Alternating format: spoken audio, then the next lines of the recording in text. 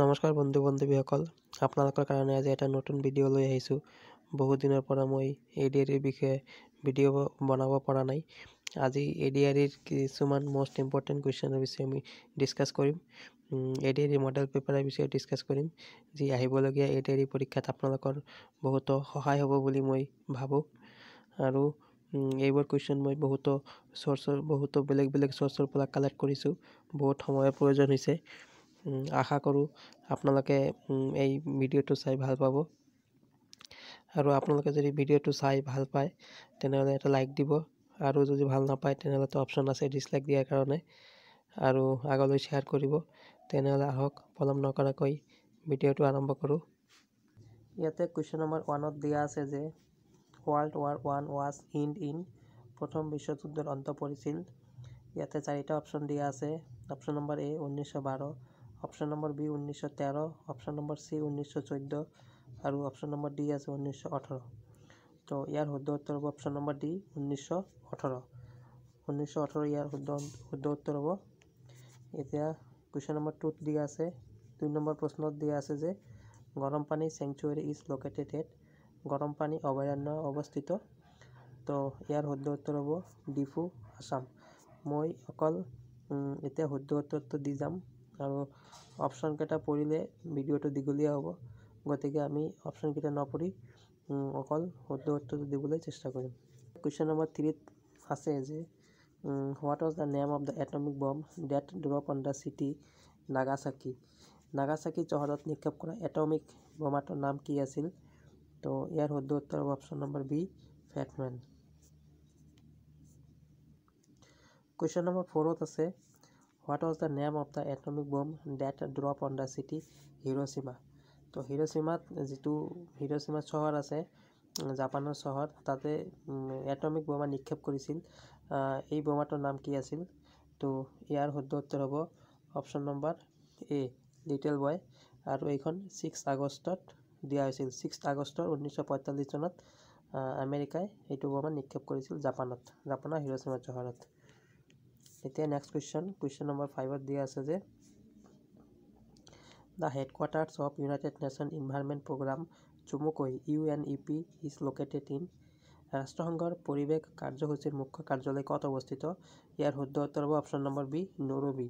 যিহেতু নৈৰোবি নাই, ইয়াতে শুদ্ধ উত্তৰ হ'ব কেনিয়া, কিয়নো নৈৰোবি হৈছে কেনিয়াৰ কেপিটেল। গতিকে ইয়াৰ শুদ্ধ উত্তৰ হ'ব অপশ্যন নম্বৰ B কেনিয়া।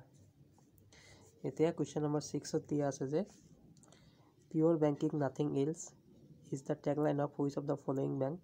পিয়'ৰ বেংকিং নাথিং এলছ তলৰ কোনটো বেংকৰ টেগলাইন? তো ইয়াৰ শুদ্ধ উত্তৰ হ'ব option number B State Bank of India.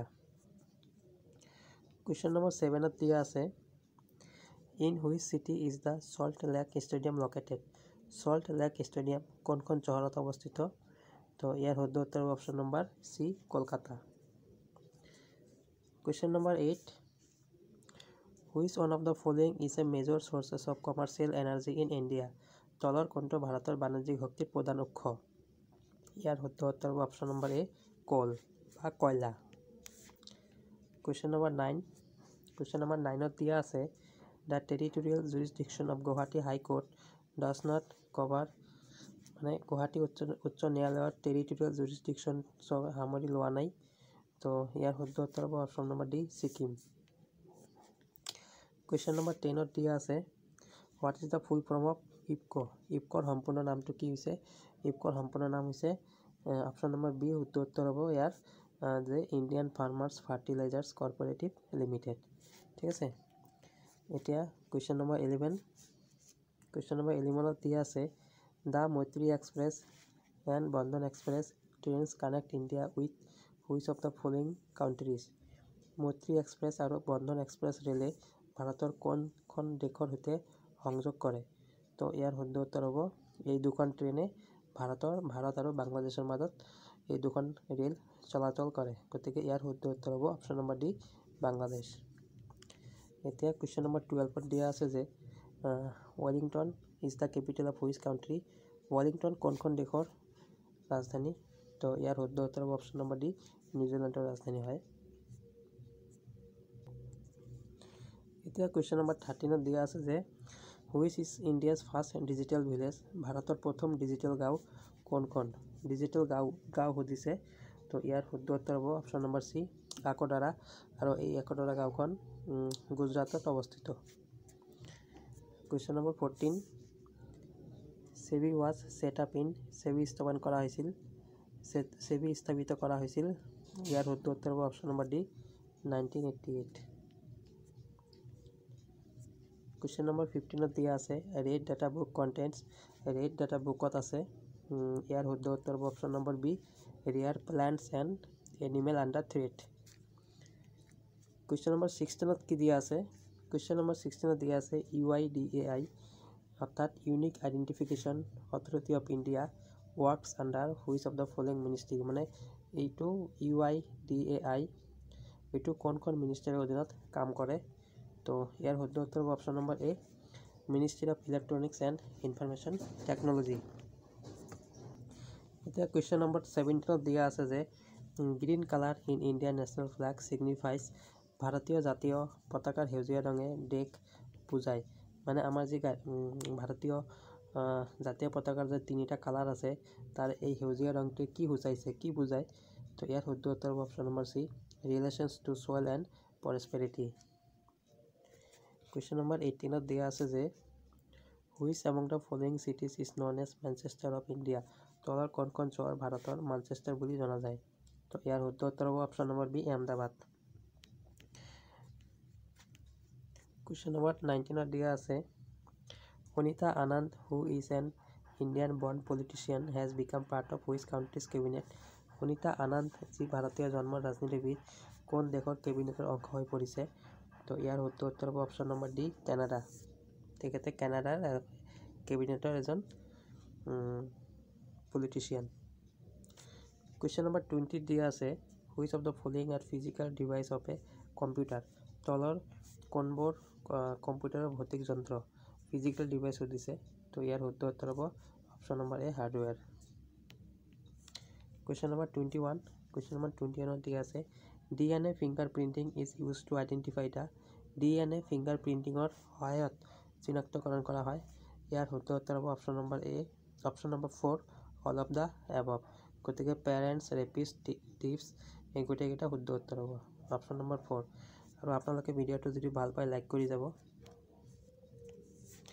এতিয়া আহিছোঁ কুৱেশ্যন নম্বৰ 22 কুৱেশ্যন নম্বৰ 22 কি দিয়া আছে what is the full form of IRCTC IRCTCৰ সম্পূৰ্ণ ৰূপটো কি হয় তো IRCTCৰ সম্পূৰ্ণ ৰূপটো হৈছে অপশ্যন নম্বৰ এ ইয়াৰ শুদ্ধ উত্তৰ হ'ব Indian railway catering and tourism corporation এতিয়া কুৱেশ্যন নম্বৰ 23 দিয়া আছে Urdu is the mixer of which of the following language Urdu হৈছে তলৰ কোনটো ভাষাৰ মিশ্ৰণ উৰ্দু ভাষাটো কোনটোটা ভাষাৰ মিশ্ৰণৰ পৰা উৰ্দু ভাষাৰ সৃষ্টি হৈছে তো ইয়াৰ শুদ্ধ উত্তৰ হ'ব অপশ্যন নম্বৰ চি হিন্দী আৰু Persian question number 24 Tsunami are not caused by মানে কোনটোৰ ফলত সুনামি নহয় তো ইয়াৰ শুদ্ধ উত্তৰ হ'ব অপশ্যন নম্বৰ এ হাৰিকেন কুৱেশ্যন নম্বৰ 25 দিয়া আছে which of the following is related to Bharat নিৰ্মাণ স্কিম তলৰ কোনটো ভাৰত নিৰ্মাণৰ আঁচনিৰ সৈতে জড়িত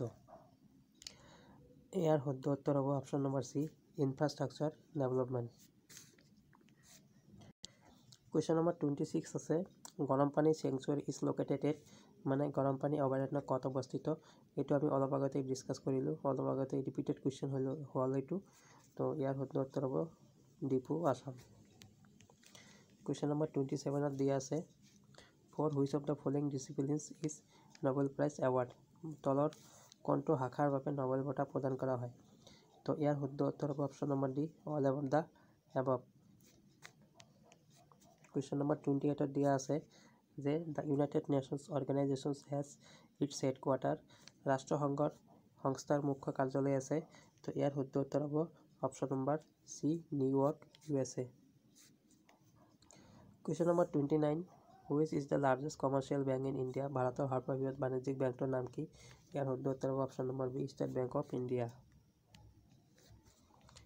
নেক্সট কুৱেশ্যন নম্বৰ 13 দিয়া আছে যে কুৱেশ্যন নম্বৰ 30 দিয়া আছে যে which is the capital of France ফ্ৰান্সৰ ৰাজধানী কি ফ্ৰান্সৰ ৰাজধানী হৈছে আপোনালোকে সকলোৱে জানে যে পেৰিছ কুৱেশ্যন নম্বৰ 31 দিয়া আছে who was the first person to walk on the moon চন্দ্ৰত প্ৰথম খোজ কৰা মানুহ কোন আছিল তো ইয়াৰ শুদ্ধ উত্তৰ হ'ব অপশ্যন নম্বৰ এ নীল আৰ্মষ্ট্ৰং কুৱেশ্যন নম্বৰ 32 দিয়া আছে which of the following is not an example of operating system এইটো কম্পিউটাৰৰ পৰা প্ৰশ্ন দিয়া হৈছে তলৰ কোনটো অপাৰেটিং চিষ্টেমৰ উদাহৰণ নহয় তো ইয়াৰ শুদ্ধ উত্তৰ হ'ব অপশ্যন নম্বৰ চি গুগল ক্ৰম অপাৰেটিং চিষ্টেম নহয় এইটো এটা হৈছে সাৰ্চ ইঞ্জিন কুৱেশ্যন নম্বৰ 33 দিয়া আছে Gitega Gitega is the capital of which country Gitega বা গিটেগা এইখন কোন দেশৰ ৰাজধানী হয় তো ইয়াৰ শুদ্ধ উত্তৰ হ'ব অপশ্যন নম্বৰ ডি বুৰুণ্ডি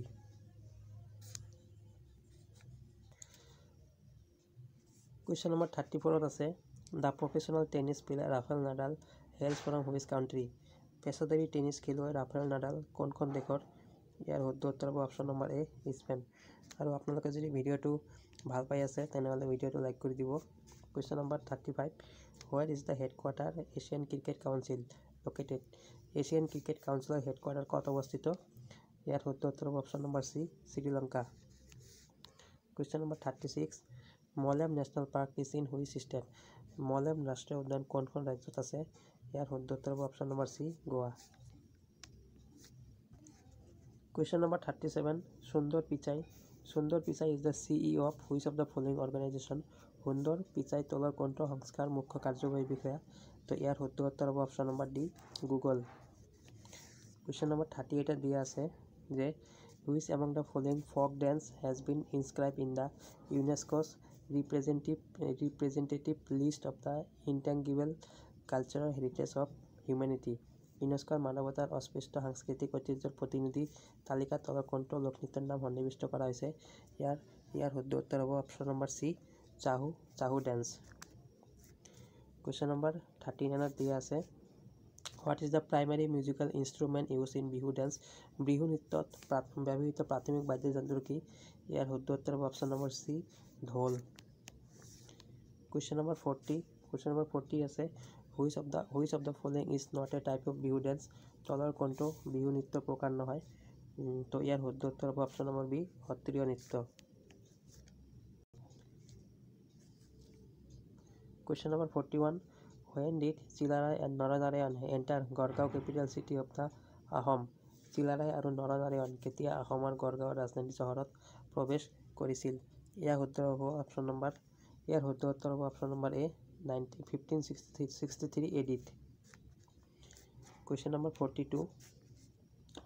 42 দিয়া আছে the UNESCO world heritage site Elephant caves are dedicated to the Hindu god of Shiva it is located in which state ইউনেস্কোৰ বিশ্ব ঐতিহ্য ক্ষেত্ৰত হাতী গুহাসমূহ হিন্দু দেৱতা শিৱৰ নামত উৎসৰ্গা কৰা হৈছে ই কোনখন ৰাজ্যত অৱস্থিত ইয়াৰ শুদ্ধ উত্তৰ হ'ব অপশ্যন নম্বৰ ডি মহাৰাষ্ট্ৰত আছে অৱস্থিত কুৱেশ্যন নম্বৰ 43 দিয়া আছে what is the name of the employment drive announce to provide jobs to 10 lakh people in India ভাৰতত 10 লাখ লোকক চাকৰি দিয়াৰ বাবে ঘোষণা কৰা নিয়োগ অভিযানৰ নাম কি ইয়াৰ শুদ্ধ উত্তৰ হ'ব অপশ্যন নম্বৰ বি रोजगार मेला क्वेश्चन नंबर 44 দিয়া আছে The Assam government has recently launched credit subsidy interest relief scheme for farmers to mark the 125th anniversary of which battle Assam চৰকাৰে শেহতীয়াকৈ কোনখন যুদ্ধৰ 125 বছৰীয়া জয়ন্তী উপলক্ষে কৃষকৰ বাবে ঋণ ৰাজ সাহায্য সুত ৰেহাই আঁচনি আৰম্ভ কৰিছে ইয়াৰ শুদ্ধ উত্তৰ হ'ব option number C battle of পথাৰুঘাট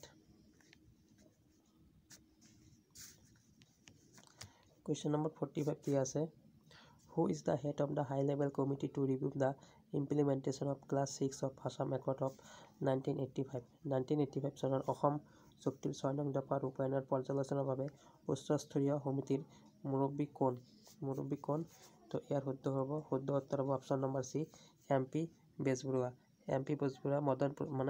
Madan Prasad Bezbaruah এখানে মনত ৰাখিব আপোনালোকে Question number 46 Which of the following island of Assam was given the name Peacock Island by the British? অসমৰ তলৰ কোনটো দ্বীপক ইংৰাজে ময়ূৰ দ্বীপ বুলি নাম দিছিল তো ইয়াৰ শুদ্ধ উত্তৰ option number C Umananda island বা উমানন্দ মন্দিৰ। Question number 47, which among the following is not a search engine? তলৰ কোনটো সাৰ্চ ইঞ্জিন নহয়? ইয়াৰ শুদ্ধ উত্তৰ হ'ব option number C, world alpha. Question number 48, 1 kilobyte is equal to, এটা কিলোবাইটৰ সমান, ইয়াৰ শুদ্ধ উত্তৰ হ'ব option number C, 1024 byte. 1 kilobyte মানে 1024 byte. Question number 49, which super computer is develop by the Indian scientist? ভাৰতীয় বিজ্ঞানীসকলে কোনটো ছুপাৰ কম্পিউটাৰ নিৰ্মাণ কৰিছিল? চাৰিটা অপশ্যন আছে, পাৰাম, ছুপাৰ 301, কম্পেক্ট প্ৰেছাৰিঅ' আৰু কেৰি YMP। তো এইটো উত্তৰ আপোনালোকে কমেণ্ট বক্সত লিখিব কি হয় এনচাৰটো, ঠিক আছে। আৰু আপোনালোকৰ কেনে লাগিল আপোনালোকে কমেণ্ট কৰি জনাব।